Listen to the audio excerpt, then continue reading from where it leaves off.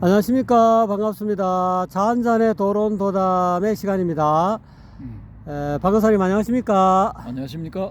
오늘의 도론도담의 주제는 불교에서 보는 본성의 정체라는 제목으로 오늘 도론도담이 있겠습니다.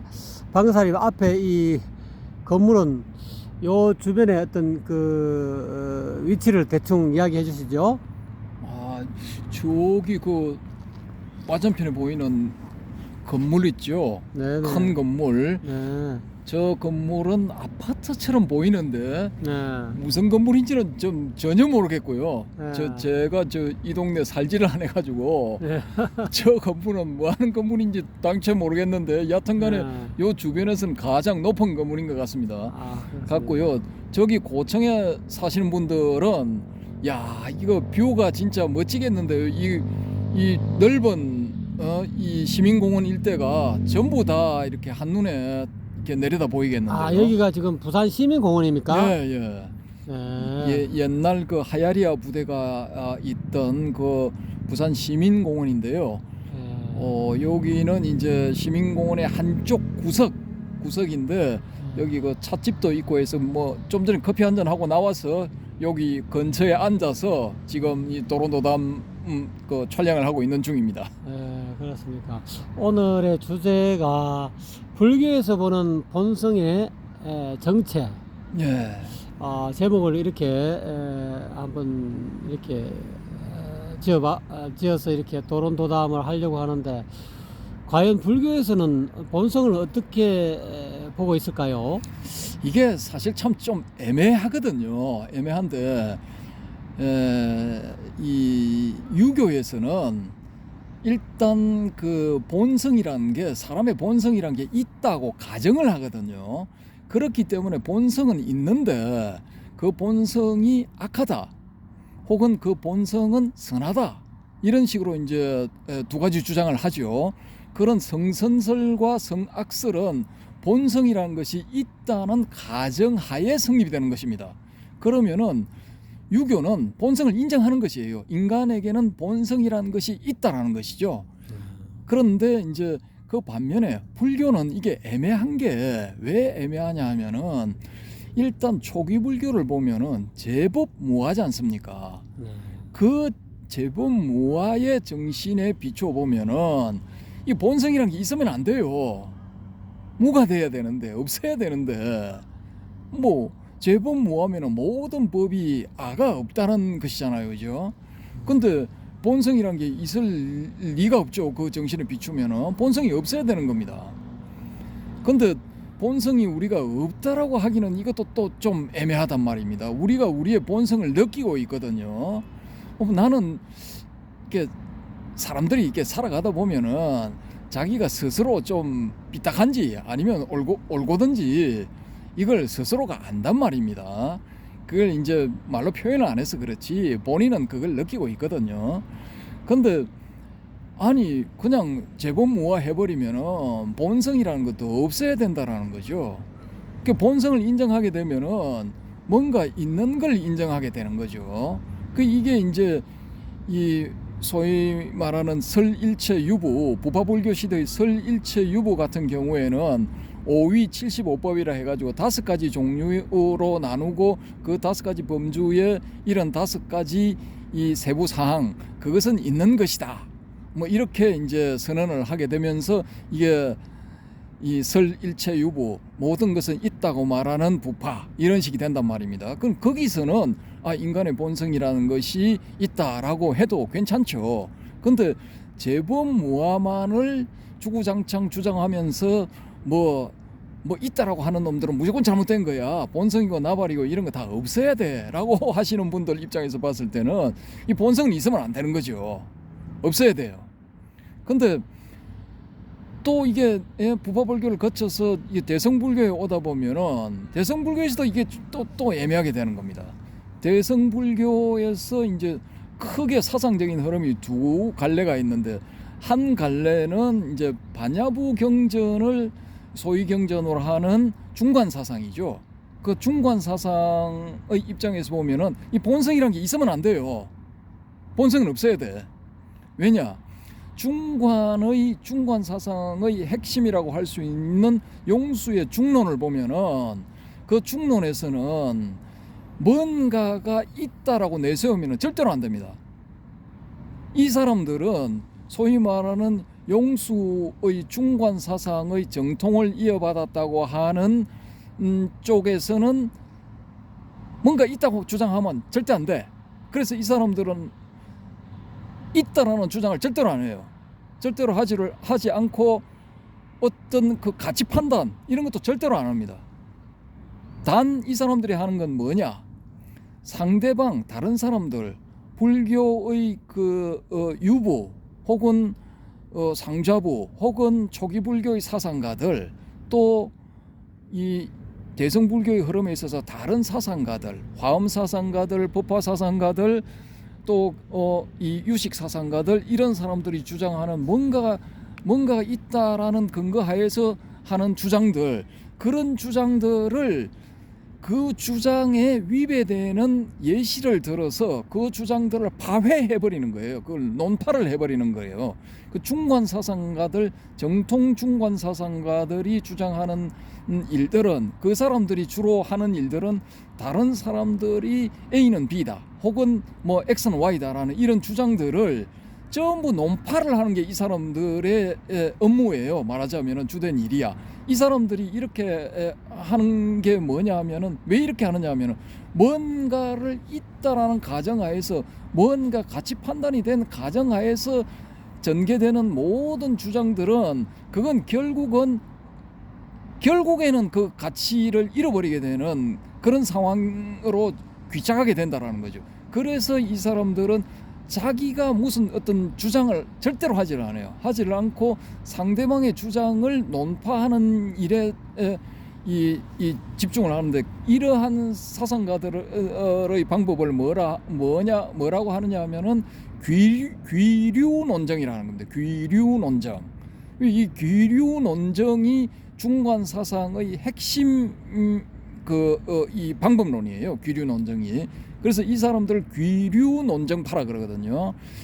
상대방이 주장하는 거기에서 모순점을 찾아내어서 당신의 주장은 이러저러한 모순을 가지고 있기 때문에 그것은 참이 아니다, 거짓이다 라고 이렇게 논파를 해버리기 때문에 상대방의 주장으로 다시 그 문제점을 돌려서 논파를 한다 하기 때문에 귀류 논정이라고 하는 겁니다. 근데 이게 이런 식의 주장을 계속 하다 보니까 소위 말하는 불교 외의 사상가들 혹은 불교 내에서 유식 사상가들이나 화엄 사상가들 혹은 이 법화 사상가들한테서 어떤 이 공격을 받느냐 하면 야 이 뱀장어 같은 놈들아 뱀장어 잡으면 그 점액질 때문에 잘 안 잡히죠. 미꾸라지도 쏙쏙 빠져나가잖아요. 소나기에서 이게 몸에 기름칠을 한 것 같은 놈들아 너희들이 주장하는 가치 판단에 대한 주장은 하나도 없고 남들이 하는 가치 판단을 요리조리 재단해 가지고 그걸 약점을 부각을 시켜 가지고 그것으로 인해서 다른 사람들의 주의 주장을 무너뜨리는 데만 치중하는 전혀 이 세상에 도움이 안 되는 쓸모없는 놈들아 이런 식으로 비난을 하게 되거든요. 그래서 나타난 게 뭐냐면 자립 논정파라는 게 나타납니다. 중관 사상 내에서도 자립 논정파는 뭐냐 하면 가치 판단을 하는 거예요. 가치 판단을 해서 우리는 이렇게 본다. 우리가 보는 세상은 이런 것이다. 우리가 보는 인식의 기반은 이런 것이다. 우리가 보는 이 모든 것의 근저에 있는 핵심은 이런 것이다 라는 그런 주장을 하게 된다고요. 그 주의 주장을 확실하게 이제 내세우게 되는 거죠. 그래서 이 양대 파벌이 있는데 중관 사상에는 양대 파벌이 있는데 정통파는 이제 귀류 논정파예요. 어떤 주의 주장도 내세우지 않는 파, 다 비난, 비난성 비판만 해버리는 거예요. 이제 그런 파가 이제 이 중관의 정통파거든요. 근데 그런 입장에서 봤을 때는 본성이란 게 있으면 안 돼요. 본성 있을 수가 없어. 본성이 있다라고 가정을 하게 되면 이미 벌써 이건 잘못된 길로 가는 거예요. 이 사람들이 봤을 때는. 그런데 이런 사상이 조금 한 100년, 150년 흐르다가 거기에 대한 반대 사상, 전면적인 이 중관의 귀류 논정 사상가들의 반기를 들고 나타난 사상가들이 누구냐면 유식 사상가들, 오로지 식만 있을 뿐이다. 있는 것은 식이다. 소위 말하는 만법 유식 사상가들, 요 사람들이 이제 나오게 되거든요. 그 대표적인 케이스가 뭐 전설적인 인물로 미륵이 있고 실존 인물로 아상가, 그 뒤에 바스반두 이런 사람들이 있죠. 근데 그 유식 사상가들의 입장에서 봤을 때는 이 본성이란 게 있는 거예요. 본성은 엄연히 존재하는 거야. 왜? 우리 인간뿐만이 아니라 이 우주 만유의 기본 근저에는 기본적으로 이 식이라는 것이 있기 때문에 그 식의 성향이, 이 식을 본성이라 보면은 가장 기본적인 식, 그 식이 악한 것일 수도 있고 선한 것일 수도 있는 것입니다. 혹은 악함과 선함을 같이 가질 수도 있는 거예요. 그래서 이 사람들 유식의 입장에서 봤을 때는 이 본성이라는 게 있는 겁니다. 있는 것이고 이 본성에 대한 언급도 가능한 거예요. 본성은 선한 것이다. 본성은 악한 것이다. 혹은 본성은 선함과 악함을 같이 가지고 있는 것이다. 이런 주의 주장이 가능하게 됩니다. 그런 주의 주장을 해도 이것은 거짓이 아니게 되는 것이죠. 예. 그래서 이제 이 불교에서는 이 우리의 이 본성을 파벌에 따라서, 쉽게 말해서 이렇게 이 교리적인 입장에 따라서 어떤 이 파들은 있다라고 주장을 하는 것이고 어떤 파들은 이제 없다라고 주장을 하는 것이죠. 이제 그런 측면에서 봤을 때는 전체적으로 보면은 불교는 애매한 거예요. 이 입장이, 인간의 본성에 대한 입장이 이게 있는 것도 아니고 없는 것도 아니고 딱 부러지는 게 없어요. 그러니까 불교 전체를 봤을 때는 애매모호하다라는 것입니다.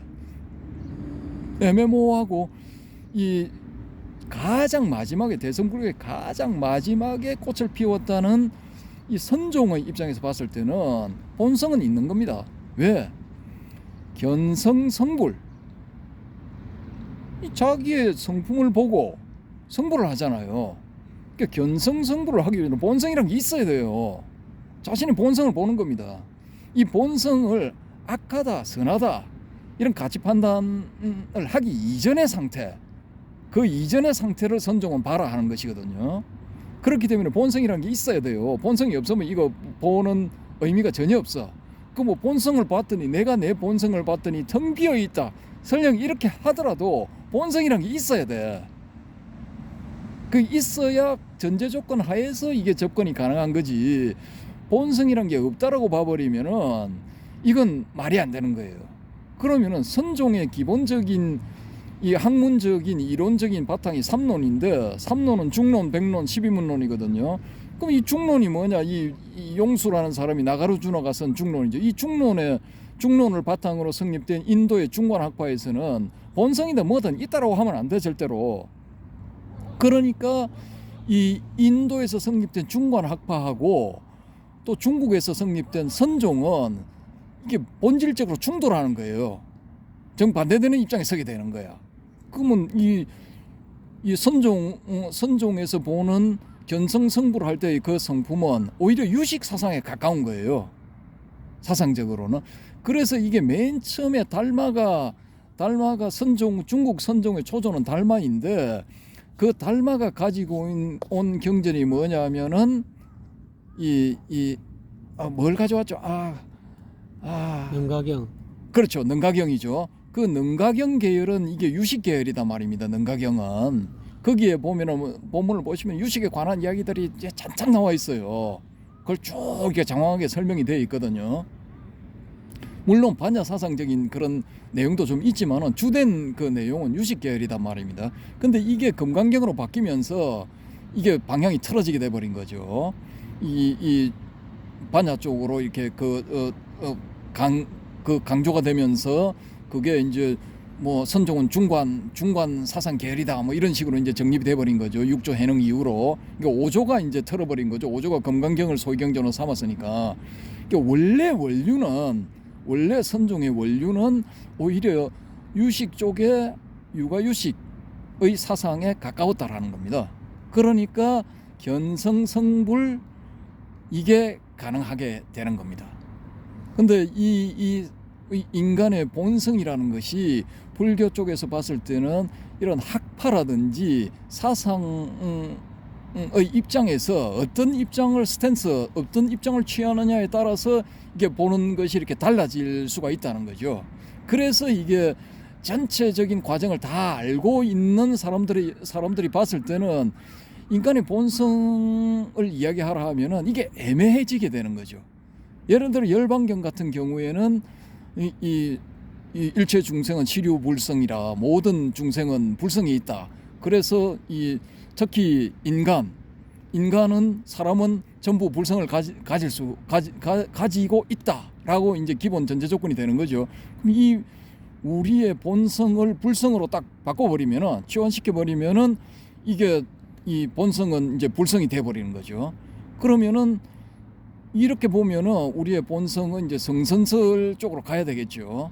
가야 되는데 이게 또 아니 그러면 애초부터 완벽한 존재인 불성인데 왜 이 불성이 타락했느냐? 불성이 타락한다는 게 말이 되냐? 이런 식으로 이렇게 보게 되면은 이건 또 이게 문제가 생기는 거죠. 그러니까 애초에 완벽한 존재면은 타락하지를 말아야죠. 타락하지를 말아야 되는데 이게 어떻게 하다 보니까 다시 이게 문제가 생겨가지고 이렇게 굴러 떨어지고 그거를 원래 상태로 되돌리려고 다시 성불을 한다. 그러면은 이게 또 좀 어폐가 생기는 겁니다. 그래서 이게 본성 측면에서 보면은 이걸 불성이라 하든 아니면은 내가 수행을 해서 열심히 화두참선을 해서 나의 본성을 보니까 텅 빈 것이더라. 이 본성의 존재 양식은 무더라, 없는 것이더라. 근데 그게 일반적인 우리가 아는 그런 없다라는 아무것도 없다, 존재의 부재라는 측면에서의 없다라는 그런 거는 또 아니다. 그런 건 아니고 가장 적합한 말은 역시 공이다. 진공묘유. 그렇게밖에 표현을 할 수 없다. 우리의 본성은 그런 것이다. 라고 이제 이렇게 주장할 수밖에 없는 거예요, 그게. 그러니까 다양한 불교에서는 진짜 1000년 이상의 혹은 500년 이상 지나면서 이 사상이 굉장히 이제 난숙하게 되는 거죠. 여러 사상가들이 나와가지고 여러 갈래의 사상을 전하면서 그게 이 학문적으로도 발전하고 사상적으로도 발전해가면서 다양한 그런 주의 주장들이 나와 있다라는 것이죠. 그래서 이제 이 본성의 측면에서는 그걸 무엇으로 보고 본성을 있다라고 봐도 되고 없다라고 봐도 되고, 본성을 있다라고 봤을 때 그 본성이 우리의 불성이다, 그것은 완벽한 것이다라고 이렇게 봐도 되고, 아니다, 그 본성은 문제가 있는 것이다, 그 본성이 문제가 있는 것이기 때문에 우리가 그 본성을 잘 갈고 닦아서 불성으로 만들어야 된다, 이래도 문제가 없는 거예요. 자기가 어떤 입장을 취하느냐에 따라서 다양한 이 방면으로 이게 전개가 되거든요. 그래서 이 방송을 보시는 분들 중에 혹시라도 여기에 대해서 이제 불만이 있다, 이런 분들은 또 댓글을 통해서 여러 가지 의견을 제시를 해주시면 고맙겠고요. 근데 이제 요 주제를 왜 제가 이제 이렇게 본성에 관한 주제를 말씀을 드리느냐 하면은, 그 앞에서 말한 이제 DNA 문제도 있지만은 또 그 관련된 이제 영상을 보시고 바람의 검객님이 단 댓글 중에 후성유전학이란 게 있거든요. 그분이 이제 후성유전학이라는 것도 있다라고 이렇게 댓글을 달아주시면서 이제 그 후성유전학에서는 똑같은 DNA를 가진 쌍둥이라 할지라도 주어진 환경에 따라서 착한 사람이 될 수도 있고 악한 사람이 될 수도 있다.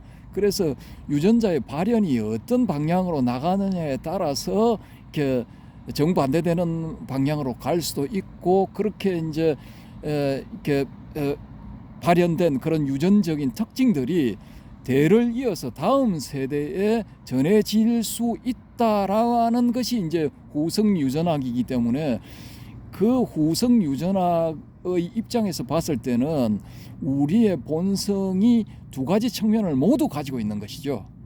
이제 악한 측면도 있는 것이고 선한 측면도 있는 것이죠.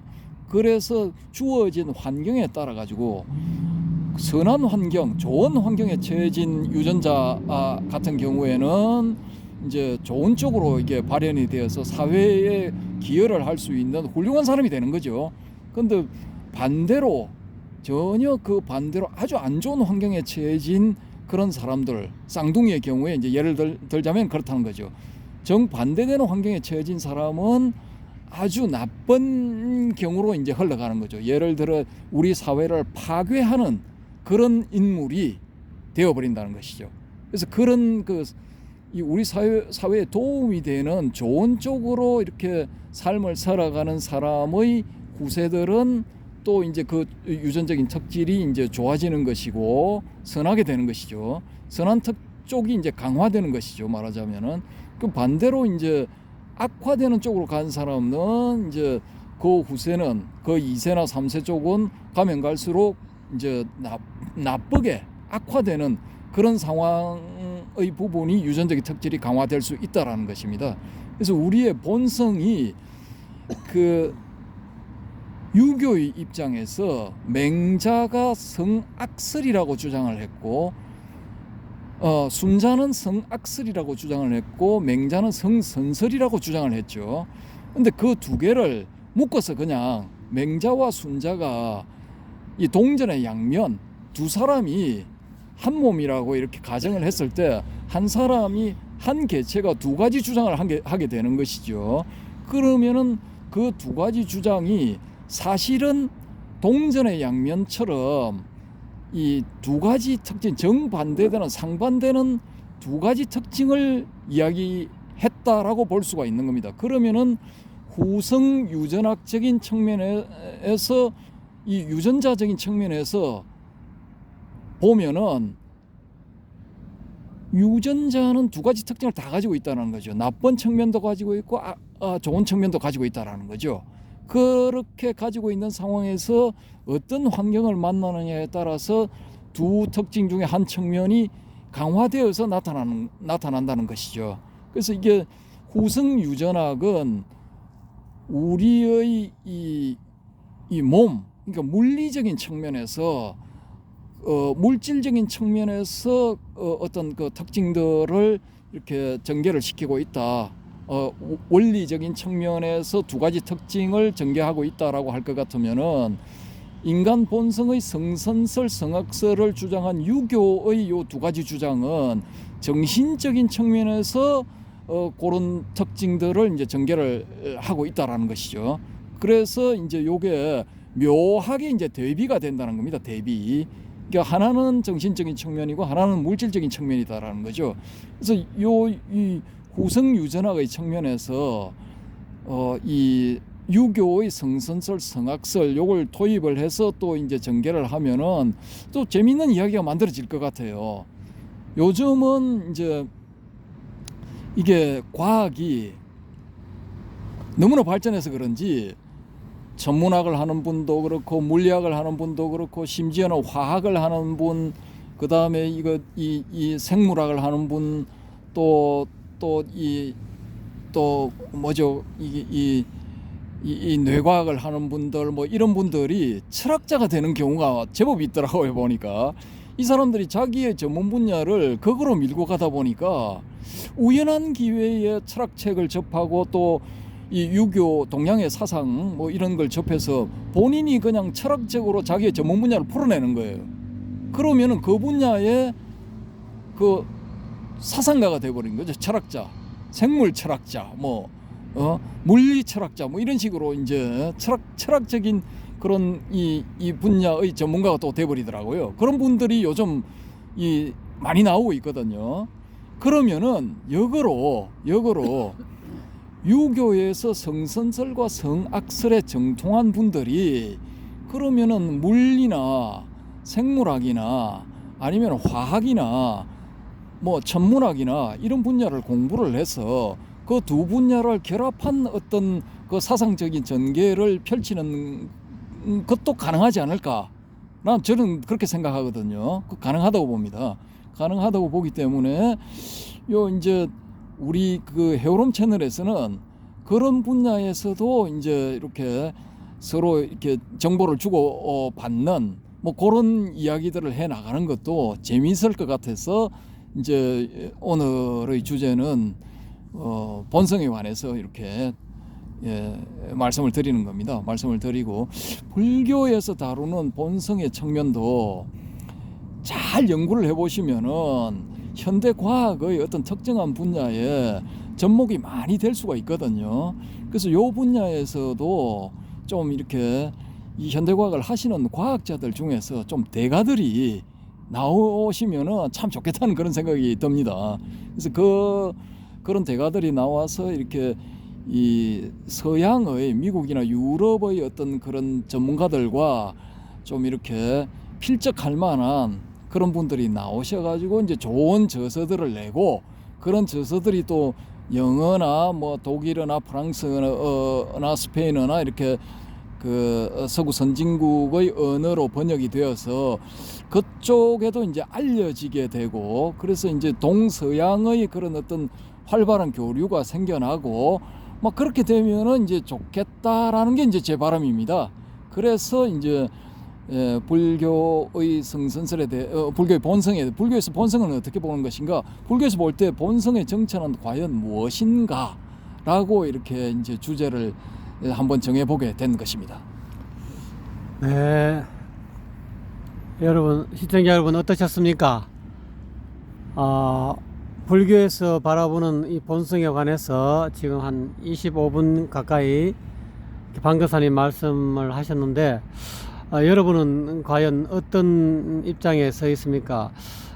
불교에 대해서 조금 이렇게 조예가 깊으신 분이나 또는 불교가 아니라 하더라도 도교라든지 유교라든지 또는 뭐 기독교라든지 어떤 종교를 막론하고 종교적인 또는 나는 과연 무엇인가, 본성이란 과연 무엇인가에 대해서 좀 심도 있게 또 연구해 보시고 또 참고해 보신 여러 선지식 또는 내지는 또 각계각층의 어떤 나름대로 이렇게 권위를 가지시고 나름대로 한 소식을 열었다 하시는 분들의 많은 참석을 댓글에 많은 그 참여를 부탁드리는 바이고요. 결론적으로 오늘 불교에서 보는 본성은 과연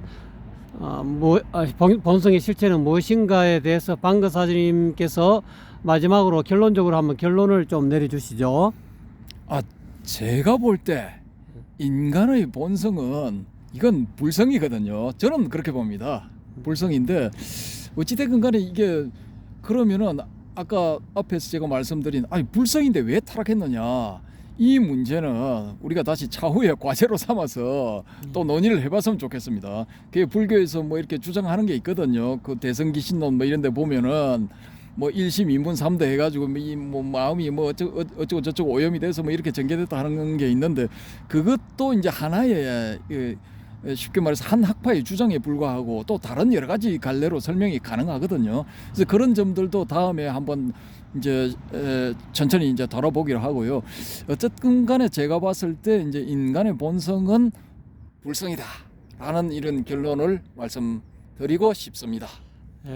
방거사님 감사합니다. 어쨌거나 간에 불교에서 보는 방거사님의 관점은 본성은 있다. 그게 바로 불성인데 그건 방거사님께서 본인이 스스로 본성에 대해서 또는 불법에 대해서 관심이 있으셔서 나름대로 이렇게 견지를 자기 살림살이를 이렇게 방금 밝혀주신 거고요.